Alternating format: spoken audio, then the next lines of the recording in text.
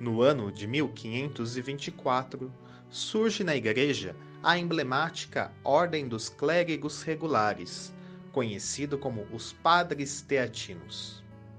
A Cidade Eterna, Roma, é cenário de uma história que se inicia e se torna a partir de então a casa da nova ordem que acaba de nascer. A Igreja então recebe a primeira ordem de clérigos regulares. Os fundadores da então nova ordem são Caetano de Thiene, João Pedro Carafa, Bonifácio de Colli, Paulo Consigliere. Caetano de Thiene, obcecado pela ideia da reforma da Igreja através do sacerdote, foi o descobridor genial da fórmula do clérigo regular. Homem feito de transparências e de humildades, 3 semanas antes de realizar seu genial projeto, cheio de entusiasmo, escrevia a seus primos, no dia 22 de agosto de 1524. Já faz algum tempo, Cristo me chama e me convida por sua bondade a fazer parte de seu reino, e a cada dia me mostra mais claramente que não se pode servir a 2 senhores, ao mundo e a Cristo. Vejo o Cristo pobre e me vejo rico. Vejo o Cristo injuriado e me vejo protegido. Vejo o Cristo em sofrimento e me vejo em delícias. Morro de vontade de dar alguns passos ao seu encontro. João Pedro Carafa. Carafa viveu na corte de Alexandre VI. Júlio II o nomeou protonotário em 1503 e em 1504 bispo de Chieti, Teatis. Aí nascia o nome teatino. Os papas lhe confiaram diversas missões nas cortes da Europa. Sua formação era completíssima, sua habilidade diplomática fabulosa, seu prestígio incomparável. Esteve engajado em todos os planos de reforma empreendidos pela Cúria Romana e conhecia como ninguém a urgência de levar a Igreja de seu tempo a uma transformação radical. Desta forma, quando conheceu o projeto de São Caetano, faltou-lhe tempo para ir ao seu encontro, prostrar-se a seus pés e pedir-lhe para que o admitisse como companheiro.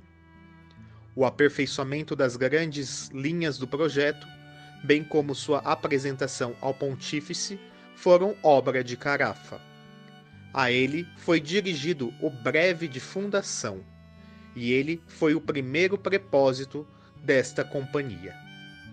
Foi Papa Paulo IV, de 1555 a 1559. Não queremos fundar uma nova ordem, escrevia. Queremos apenas ser clérigos que vivam de acordo com os sagrados cânones, em comum e do comum, com os 3 votos, já que este é o modo mais conveniente de conservar a vida clerical. Não menos importante, também temos outros 2 companheiros de Caetano e Carafa na fundação da ordem. Bonifácio de Colli, laureado em ambos os direitos, encontrou-se com Caetano na corte de Leão X e mais tarde foi ordenado sacerdote. Era um homem amável, cheio de serenidade e de doçura. Fazia do amor a Deus e ao próximo o tema e o motivo de toda a sua atuação. Muito semelhante a seu amigo Caetano.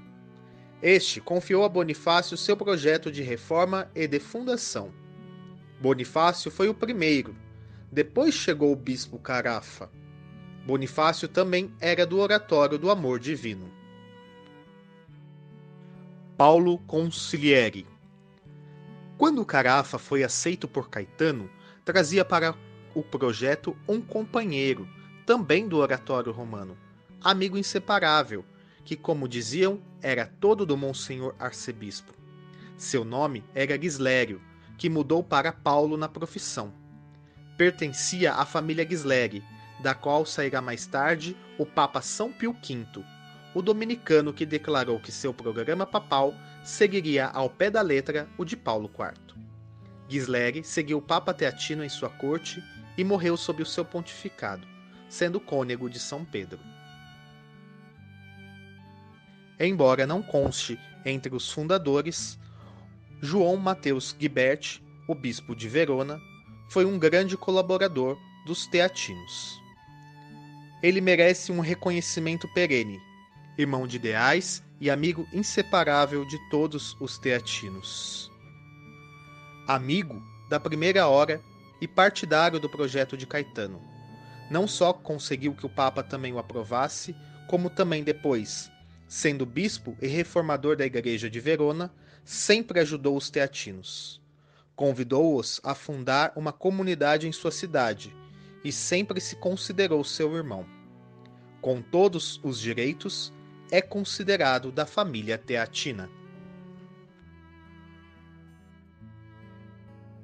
Com relação à espiritualidade da ordem dos clérigos regulares, é válido notar que alimentava o espírito mais selecionados daquele século e que se caracterizava por um retorno autêntico às fontes vivas do Evangelho e da vida primitiva dos discípulos do Senhor. No plano histórico e ascético, não se pode falar dos clérigos regulares sem retroagir até as origens do cristianismo. Com efeito, o sacerdócio católico é tanto mais regular quanto mais nos adentrarmos e nos aproximarmos da época apostólica. O texto da espiritualidade teatina. O combate espiritual de Scupoli. O texto tão teatino que qualquer um sente com frequência a tentação de pensar que a obra tanto é um trabalho coletivo de uma família religiosa como de um escritor dela. Por isso, não é de estranhar que os teatinos o declarem seu texto de espiritualidade, como é para os jesuítas o livro dos exercícios espirituais. De repente, quase surpreendentemente, o combate se abre com uma decidida e nada titubeante definição da perfeição cristã.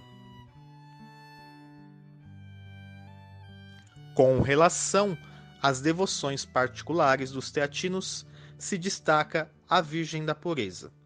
O maravilhoso quadro da Pureza de Maria, atribuída ao pincel do angélico Luís Morales, era venerado na capela privada da família Bernardo e Mendonça, em Nápoles, tendo sido exposto à veneração pública em São Paulo Maior no dia 7 de setembro de 1641. Doado aos teatinos, o capítulo geral de 1647 declarava a Virgem da Pureza, padroeira da ordem, e no dia 7 de setembro de 1724 era coroada solenemente pelo cabido do Vaticano. O escapulário azul da Imaculada Conceição. A tradição conta que o escapulário foi solicitado à venerável irmã Úrsula Benincasa, a fundadora das Teatinas. Clemente X, através do breve de 30 de janeiro de 1671, solicitava aos teatinos sua imposição e sua distribuição. No dia 21 de maio de 1894, era constituída na igreja de Santo André de la Valle de Roma a Associação do Escapulário Azul, elevada à Arquiconfraria por Leão XIII, no dia 18 de setembro do mesmo ano. A ela pertence aqueles que regularmente o usam. O ato heróico de caridade em favor das almas do purgatório. O padre Guilherme Faber o chama de o ato heróico dos teatinos. Na realidade, foram eles que idealizaram este voto heróico e o propagaram entre o povo cristão. Através dele, a pessoa cede o mérito satisfatório de suas boas obras em sufrágio das almas do purgatório, sem ficar com nada para si. Uma nova e heróica versão no campo espiritual da pobreza teatina, que cede ao irmão até mesmo os próprios méritos. A ideia do voto foi do teatino basco Padre Gaspar de Oliden. Isto é reconhecido pelo decreto Urbi et Orbi de Pio IX, em 30 de setembro de 1852. Relembrando que a aprovação do voto foi obtida pelo Padre Oliden junto a Bento XIII, em 23 de agosto de 1728, e confirmado com indulgências anexas por Pio VI, no dia 11 de dezembro de 1788. Com relação à regra de vida teatina, escreve Andreu: nem Caetano e nem Carafa tinham naquele momento qualquer intenção de dar à sua família religiosa um código de constituições. Sua norma fundamental de vida era sempre a vida apostólica, tal como aparece nos Atos. Os sagrados cânones estão vigentes e a experiência cotidiana de seu serviço sacerdotal, revisada nos capítulos gerais de cada ano, nos quais foram sendo elaboradas aquelas normas diretivas que constituíram, depois de muitos anos de experiência, as constituições teatinas. Quando se fala da carta de fundação, vale lembrar o atormentado sentimento que nutria Caetano. Ele usava a seguinte expressão: em si, a Igreja é santa e sem ruga, no entanto, prostituída em seus ministros. Foi justamente por causa da pobreza absoluta, entendida da maneira teatina proposta pelos fundadores, que a Cúria Romana se opôs à fundação. E passou para a história uma personagem que nunca deixou de fazer tudo o que pôde, a fim de obstruir e atacar o projeto apresentado ao Papa: o cardeal Lourenço Pucci. Pucci era a estampa fiel do prelado romano, ambicioso e rico, encarnando em sua pessoa, ponto por ponto, os vícios que denunciavam na Cúria. Depois de muita luta, sai o breve de fundação em 24 de junho de 1524, o Expone Nobis. O elegante texto, redigido por Sadoleto, continha os pontos essenciais que os fundadores tinham redigido e feito chegar ao Papa. Fizestes com que nos fosse exposto. O breve é dirigido ao venerável irmão João Pedro, bispo teatino, ao amado filho Caetano, sacerdote vicentino, e aos seus companheiros e sucessores. A cruz como símbolo e emblema. Os clérigos regulares nasceram como um hino desprendido da cruz. O historiador dos teatinos descreveu, num dia de grande inspiração, a glória e a significação da cruz na ordem teatina, e o fez na sonoridade de uma dicção latina tão perfeita que seus ecos soam como os discursos arrebatadores de Cícero no Senado romano. Esta joia da literatura teatina deve ser lida necessariamente em latim. Contudo, tentaremos aqui uma tradução impossível que retenha a força e o esplendor da maravilhosa forma original. Não existem dias tão solenes e significativos como o do nascimento de nossa companhia. A decisão de fundá-la foi tomada na festa da invenção da cruz, e procurou-se fazer coincidir sua feliz realização com o dia da gloriosa exaltação da cruz.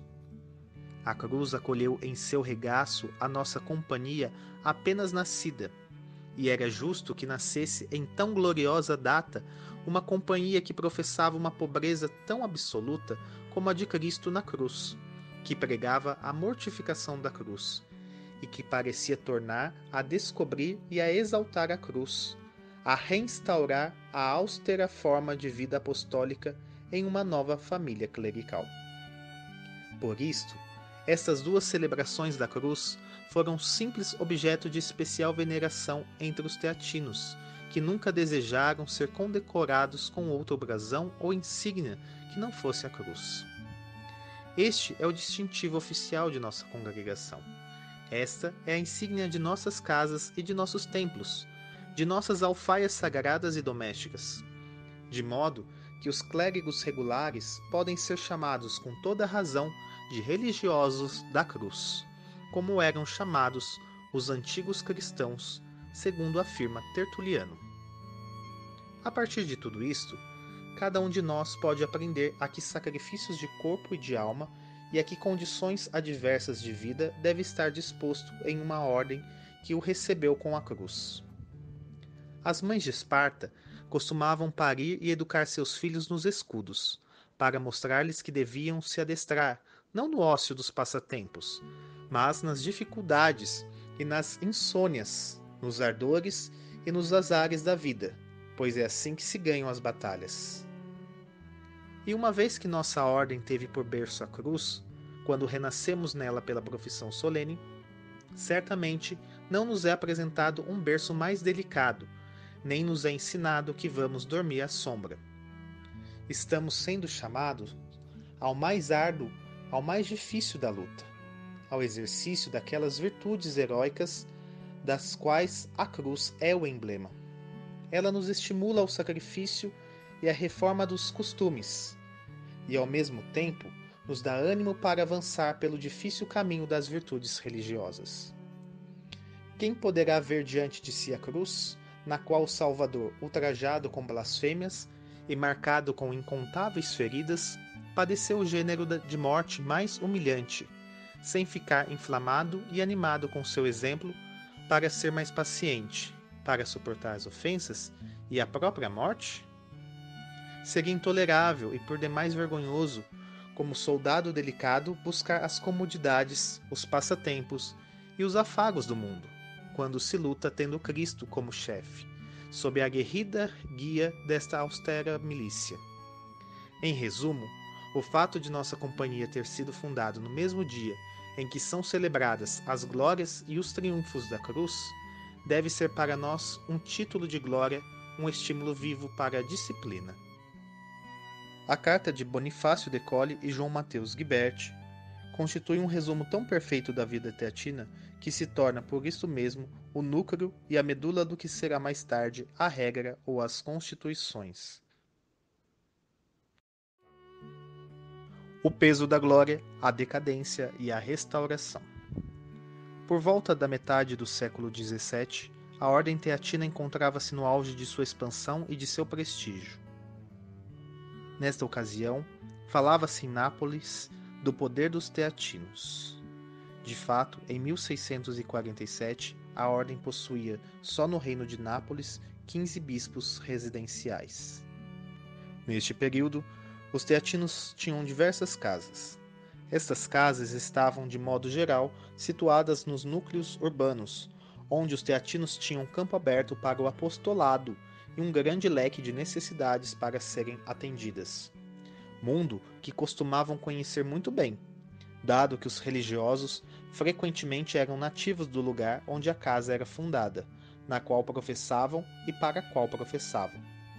A partir daí, ficam indicados os pontos de partida dos problemas que se tornarão delicados, causas que parecerão agigantadas externamente por causa das agitações políticas e por causa das leis de governos que perseguirão os religiosos. Com isto, aconteceu a decadência da ordem dos clérigos regulares, os padres teatinos.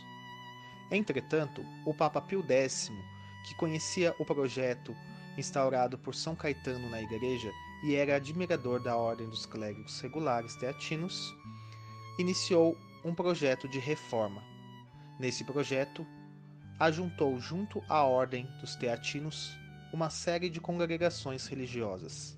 Dentre as mais famosas, veio os ligorinos. Em decorrência desta união com as novas congregações, as constituições foram retocadas sob o pontificado de Pio X. Ficou definida a duração do mandato do padre-geral para 6 anos. A ordem foi dividida em províncias e ultimamente foi feita outra revisão das constituições de acordo com as normas do Vaticano II.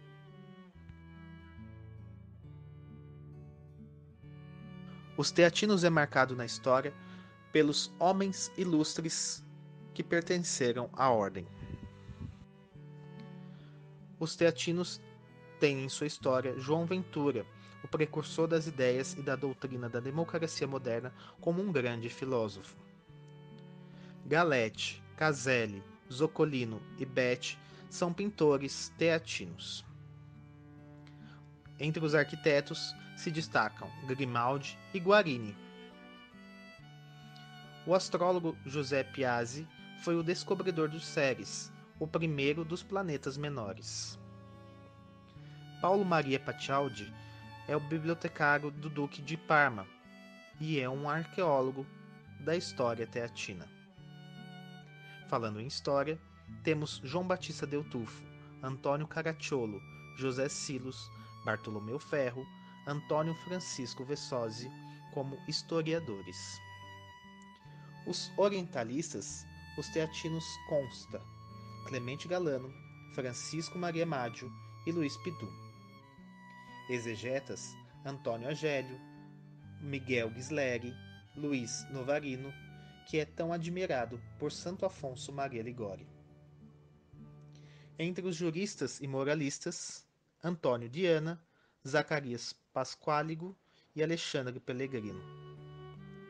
Como liturgistas, André Pescara Castaldo, Paulo Maria Quarte, Caetano Maria Merati e o grande José Maria Tomasi. Entre os teólogos, João Morandi, Carlos Tomasi, Alberto Fardella, Caetano Del Peso. Como homens de governo, os teatinos tiveram o Papa Paulo IV, o João Pedro Carafa, fundador dos teatinos. Também tiveram outros 8 cardeais e 302 bispos.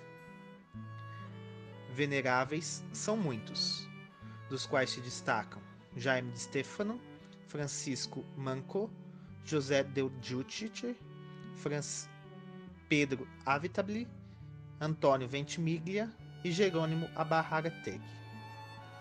Os beatos são João Magnoni, Paulo Boralho d'Arezzo, e encontra-se em andamento o processo de beatificação do venerável Padre Francisco Olímpio e de Vicente Maria Morelli.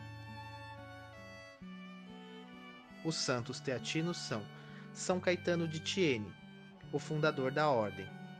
Também São José Maria Tomasi, cardeal e liturgista, e Santo André Avelino,